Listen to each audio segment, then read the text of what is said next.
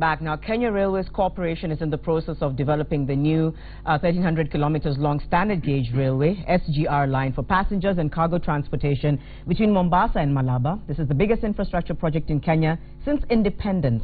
The government says it will shorten the passenger travel time from Mombasa to Nairobi as it strengthens freight times and capacity greatly. However, the SGR project has weathered many storms, ranging from criticism over its design that was deemed outdated to its cost that is seen as inflated as compared to similar projects in Africa. And lately, the project has had to face off with conservationists who took it to court over the decision to pass the SGR Naivasha leg through the Nairobi National Park. Be that as it may, we host the Kenya Railways MD Atanas Maina, of course, tonight on Citizen Business. Thank you so much for joining us tonight. So when will the first train leave Mombasa for Nairobi? Thank you, Janet, for having me. According to our plans, we have been implementing phase 1 of Mombasa-Nairobi, 472 kilometers. We started that project 2 years ago on the 12th of December 2014, and by the end of last year we had completed the project 95%.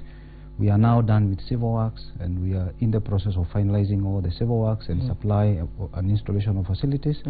We shall be running the first train on the 1st of June 2017. Okay, so all things are on track as we speak. We are on track. The equipment is here.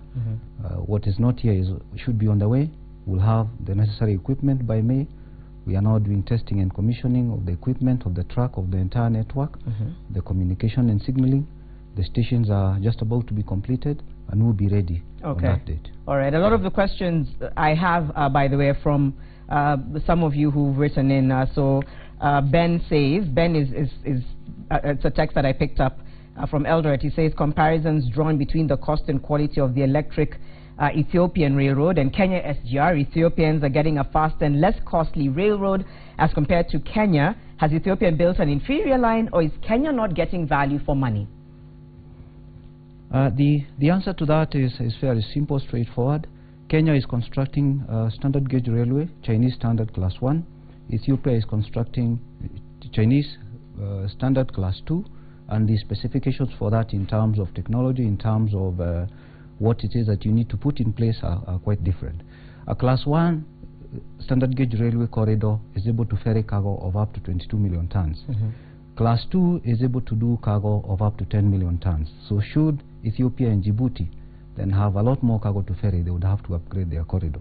When you go through our corridor, Mombasa-Nairobi, you will find that we have in that corridor bridges of up to 30 kilometers. Of the 472 kilometers, we have 30 kilometers of bridges. So a train carrying 4,000 tons is able to go through bridges. You can imagine what kind of bridge it entails to build it.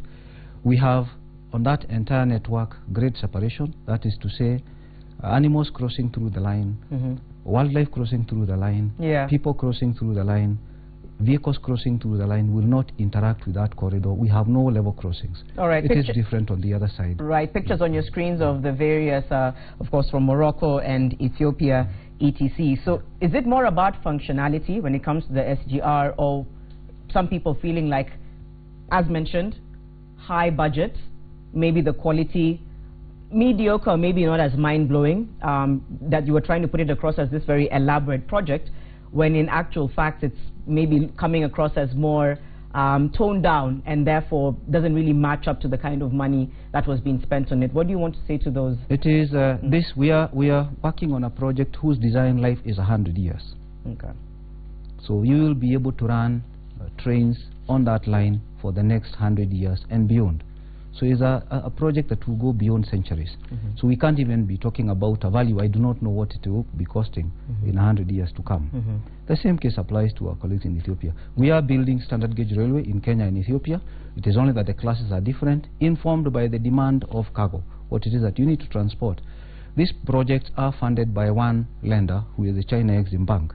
This bank also does its own due diligence to confirm and to establish whether the demand for cargo, whether the viability of that corridor, the estimated cost, whether it makes sense before they can even agree to funding it. But in terms of the technical specifications, our specifications are higher, and they are informed by our demand. Our port is doing up to close to 30 million tons of cargo, and therefore we needed to do a much higher capacity corridor than our colleagues across the border. Okay. Sally in Kericho says, Kenya Railways officials say that the SGR will improve the overall transport sector in Kenya. How will it achieve this improvement? In terms of improving the transport sector, we are constructing a high-capacity standard gauge railway.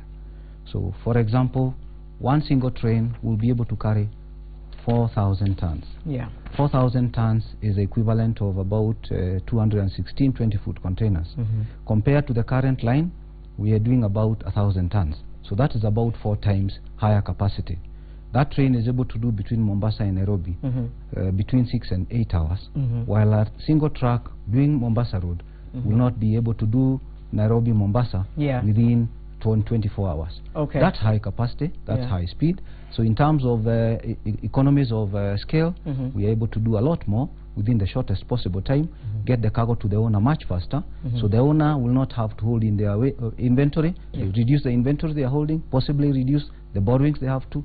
So the reliability, cost effectiveness, security of cargo, and less pollution. There were some pictures there of you know, the train being looked at. Some people saying, is that the same body that was used in the previous train that's now just been put into this new SGR? Basically just questions about quality and not really seeing why. In fact, someone else here is saying, and maybe you've already alluded to this, this is Said, at Said on Twitter, saying, when you compare the cost of Kenyan SGR in Morocco, Ethiopia, Kenya is very expensive. Why? Could we have upgraded the current? We could not have upgraded the current. The current is still existing. It is under operations by Rift Valley Railways. What Kenyans possibly do not know is that Ethiopia abandoned their own corridor. They actually lifted it. So if it was easier to upgrade it, that's what they would have done. Ethiopia and Djibouti lifted their corridor. We have decided to retain ours because we believe that there is opportunity for both lines to do business, and so our colleagues in Uganda, they are doing the same. It is not true to say that our line is more expensive than the rest. We have done comparisons. We have toured those projects, and comparing Kenya's project with Morocco project is total misplacement of facts. The Morocco project is not about high capacity movement of cargo. The Morocco project is about movement of passengers. The particular line is moving currently between 4 and 5 million people per annum.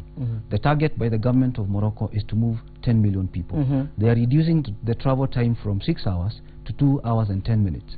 So it's a different product altogether, different technology, different products, and we were not looking at moving passengers. For us, passenger is a sweetener. Our focus is cargo in order to improve the environment. Which I think you may have answered James Karanja Ndungo's question of, I don't think it will help the common Mwananchi.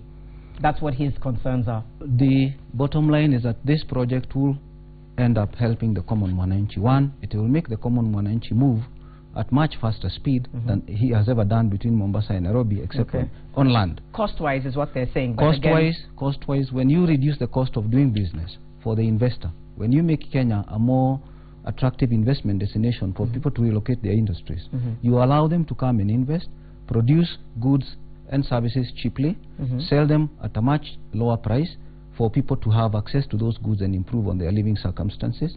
They will create employment, they will improve on our GDP, and we've been looking at improving the socio-economic circumstances of our people and improve get our country to get into middle level income status, and that we are creating an enabling infrastructure that makes it possible for us to get there.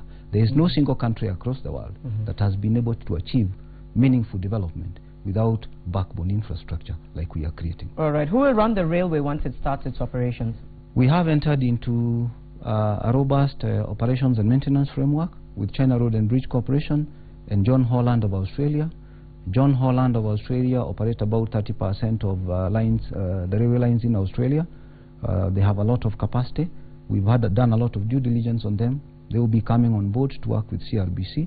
We've also ensured that the manufacturers of the locomotives, the wagons and the coaches will also be onboarded as providers of spares and technical support to the operator, so that we can ensure that going forward our line will remain in a very good state for it to offer the service that we've provided, we promise the people of Kenya in the long term. All right.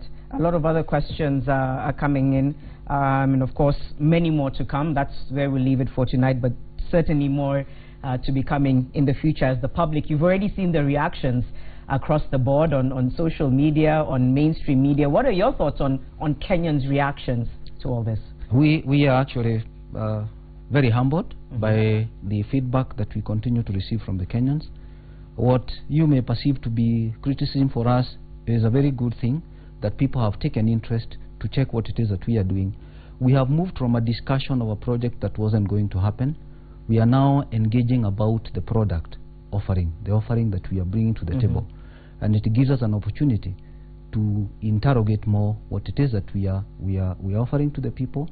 It gives us an opportunity to understand what the customer wants. It makes it possible for us as Kenya Railways to regain our position as a provider of land transport infrastructure, as an enabler in this country. And we are very happy about that. Okay. Thank you for taking time to come and talk to us this evening. Do stay with Citizen Business Center. We'll be right back after this short break.